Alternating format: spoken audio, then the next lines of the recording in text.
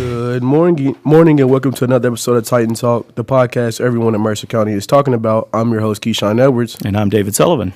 We are coming to you from the beautiful Girls Studios, located on the Edmond Harlow's campus in Harrisburg, Kentucky. We're excited to bring you all the weekly news with special guests, commentary, hopefully something that you can use. Don't forget, if you like this podcast, tell your friends to subscribe and like us on YouTube. Our distinguished guest today is Ms. Kim King, our state representative from the 55th District, which includes Mercer County. Ms. King was elected in 2011 and is still currently serving our Commonwealth. Ms. King graduated from Mercer County Schools and received a Bachelor of Science from Eastern Kentucky University. At EKU, Ms. King was an honors scholar, received the President's Award, Dean's Award, Outstanding Freshman, Sophomore, Junior, Senior. She was the AAP HERD Student of the Year. Ms. King received the Dean's Award for Academic Excellence in Health Science and graduated magna cum laude and the first grandmother to graduate from EKU's honors program. Ms. King is the owner-operator of Four Kings Angus Cattle Farm and is currently serving on the Agriculture and Small Business Committee, Economic Development Committee, Tourism Committee, and Energy Committee, and is the vice chair of the Central Kentucky Caucus.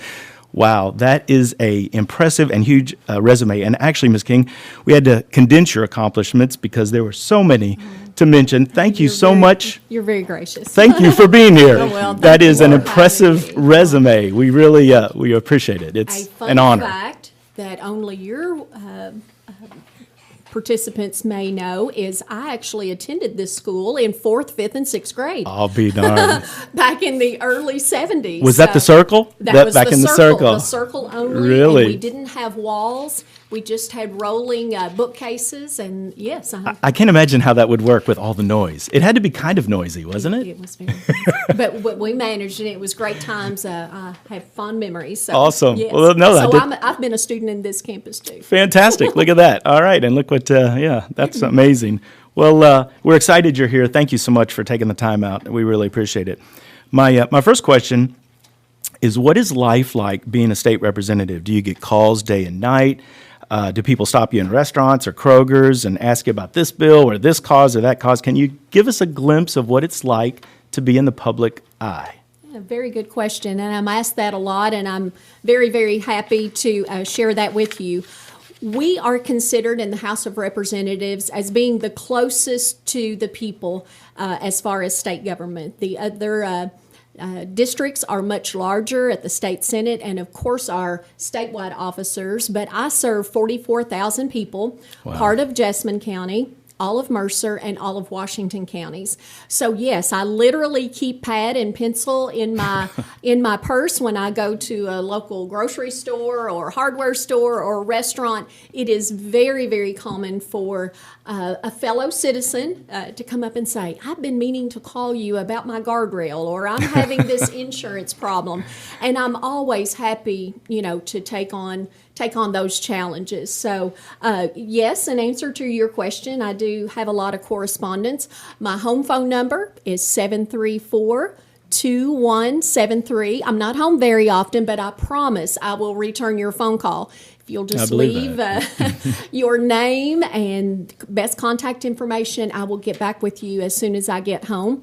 I also have an email address. I think that might be maybe published in your show notes, or I can give that to you if... Absolutely. Well, we'll put it on our show notes for sure. Okay, perfect. Might be in the show notes. So, yes, challenging. I think the first portion of your question was the challenging aspects, and it's really just managing my time. Mm-hmm. I tell when I'm visiting with school students is I still have to manage my time well too, even as an adult, and I still do my homework. So before we consider a House bill or a Senate bill, I am dedicated to having done the research, read up on it, trying to figure out the pros and the cons, figuring out what would be the best decision to make.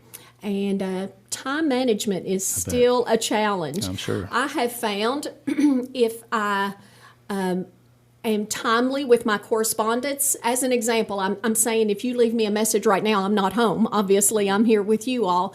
But if I'm home, able to answer the phone call without you leaving a message, I would miss the opportunity to be here with you all and learn about your opportunities and challenges. So it's just thank goodness for voicemail, and I will return your phone call as soon as possible. Sounds like a pretty exciting job. Time management. Yeah. It's very rewarding, very rewarding. I was asked when visiting with students this morning, the most rewarding part is actually visiting with citizens, like being here with you all today. The most challenging is dealing with politicians. I bet. Dealing with politicians there in Frankfort can be the most challenging, but when we're not in session, we're not on the House floor, and we're out in the district, being here with you all today is just an honor, and I appreciate the opportunity. Thank you. Thank you. So my first question, Ms. King, can you tell us your proudest achievement over the last 11 years? Very good. Let's see. Proudest achievement. I am pro-life initiatives are very important to me. I was a pro-life advocate prior to being elected. I worked when we had a crisis pregnancy center. I worked in the maternity closet, making sure those clothes were clean for the moms needing them, and the baby clothes clean for the newborns that would need them, and keeping the diaper pantry stocked. So that's always been a big part of who I am. And in the last 3 years, we've passed a whole lot of pro-life legislation, and that's my proudest bills that I've participated in. Wow. All right. Well, Thank you for asking. Ms. King, as I'm sure you're aware, America seems divided, especially for us who are a little older. We've seen America seem to go into blue states and red states or different kind of camps, and it seems that the divide is growing even deeper. My question is, what is it like in the General Assembly?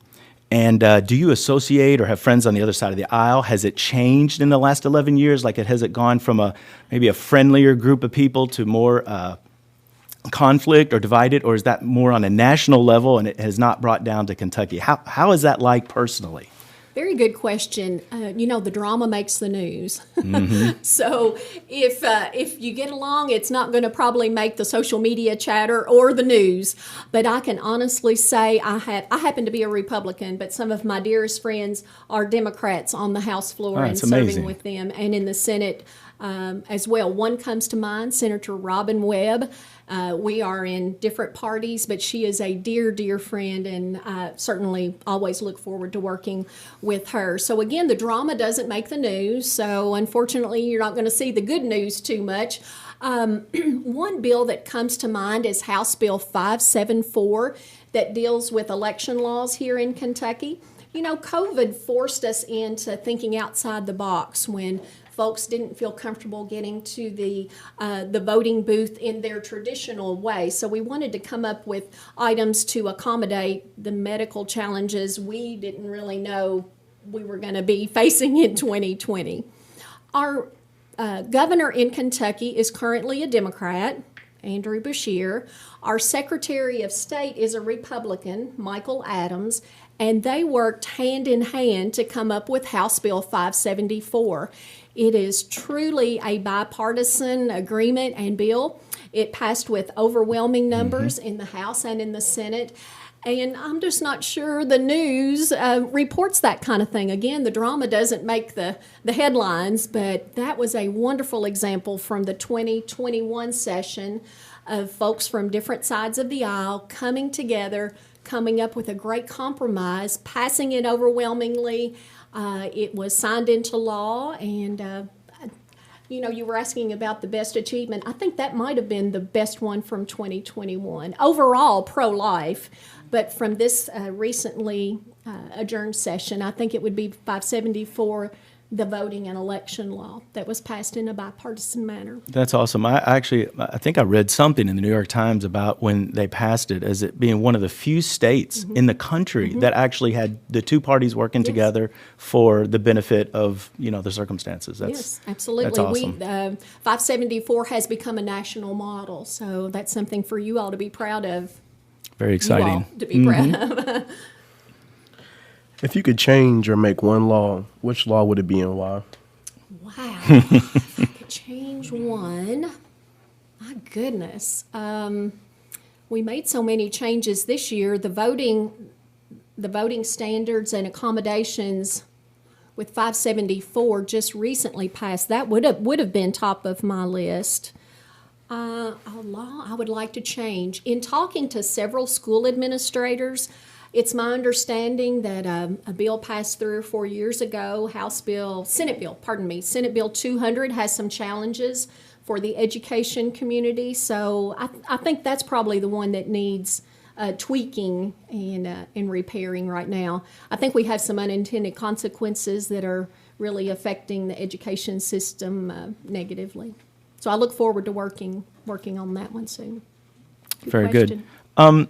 We did a lot of research this week, and a lot of the articles were about your recent health scare. And we read many articles about how your spinal tumor, about how you found out about it sort of incidentally through your husband, and about how you had a 7-hour surgery and that you've been, all the rehab you went through. And my first question is, how are you feeling now? And second, what was it like going through that and having to go in the General Assembly and still do the work? And by the way, there was a great article in the Courier Journal about your hats. I don't know if you saw that, but I think the title was, Representative with Many Hats. And that was a really good, I thought it was a good article, but it also had a lot of information about some of your recent health scares. So Absolutely. Well, thank you for bringing that up. If my health journey will help anyone else, then I definitely am always open to sharing that. My faith is a very, very important part of my background and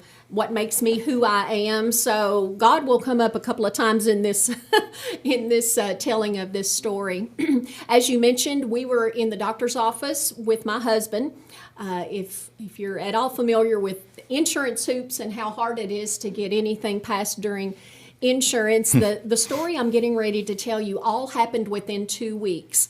I mentioned to the doctor that the side of my face was numb, my fingertips tingled. If you'll see, I kind of carry this left hand, my left fingertips tingled, and I would drop things. I thought I might have had carpal tunnel or a pinched nerve in my neck or whatever, but he looked at me and he said, let's get an MRI. So I had an MRI the next day. The diagnosis of a tumor inside my spinal cord was made on November 1st. It happened to be an election year. So I had an election November 6th and 10 hours of surgery on November 13th. So all of this happened within a 2-week time frame. But God was one step ahead of me the entire time. He had me in the doctor's office to ask Dr. Crawford, just mention to him.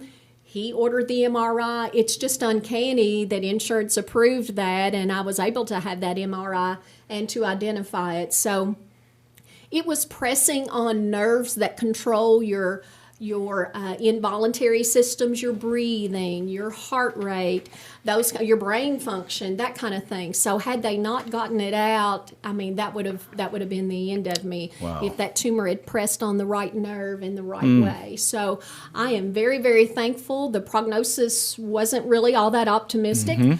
And I do have some challenges, and the public has been so patient with me wearing these silly hats. I can keep my hair clean. I like the hat. Well, thank you. You're very kind. I like the You're hat. very kind. I can keep my hair clean, but I can't be trusted with a hot curling iron right now. So I would drop it on myself and hurt myself. So people have been very gracious and haven't made fun of me for wearing these silly hats. People have been very gracious. So I do go through therapy. My therapist says I could make gains for 5 years, and I'm not quite 3 years into this now. So I'm highly anticipating that I'm going to recover even a little bit more and one day get out of these silly hats and my handwriting will improve. But the General Assembly has been extremely gracious. You were talking about folks from other sides of the aisle. I happen to be a Republican, but Democrats are so accommodating, helping me get in and out of chairs and different things. And there are no party lines when it comes to personal health scares like this.